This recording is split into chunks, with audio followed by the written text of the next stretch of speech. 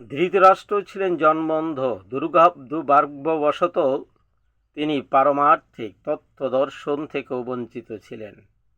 তিনি ভালোভাবেই জানতেন যে ধর্মের ব্যাপারে তার পুত্ররাও ছিল তারই মতো অন্ধ, এবং তিনি নিশ্চিত ছিলেন যে তার পাপিষ্ঠ পুত্ররা পাণ্ডবদের সঙ্গে কোনো রকম আপোষ মীমাংসা করতে সক্ষম হবেন না। কারণ পাণ্ডবেরা সকলেই জন্ম থেকে অত্যন্ত ধর্মপরায়ণ ছিলেন। তবুও তিনি ধর্মক্ষেত্র কুরুক্ষেত্রের প্রভাব সম্বন্ধে সন্দিগ্ধ ছিলেন। যুদ্ধক্ষেত্রের পরিস্থিতি সম্বন্ধে ধৃতরাষ্ট্রের এই প্রশ্ন করার প্রকৃত উদ্দেশ্য সঞ্জয় বুঝতে পেরেছিলেন।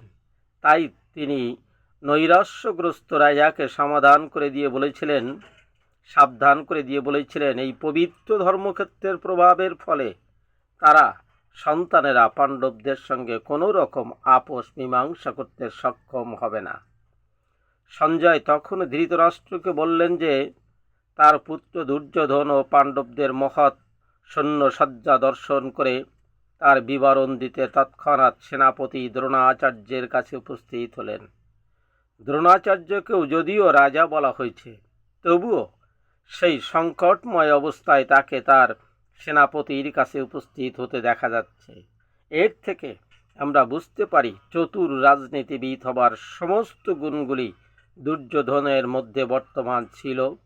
কিন্তু পাণ্ডবদের মহতী সৈন্যসজ্জা দেখে দুর্যোধনের মনে যে মহাভয়ের সঞ্চার হয়েছিল তা তিনি তার চতুরতার আবরণে ঢেকে রাখতে পারেননি।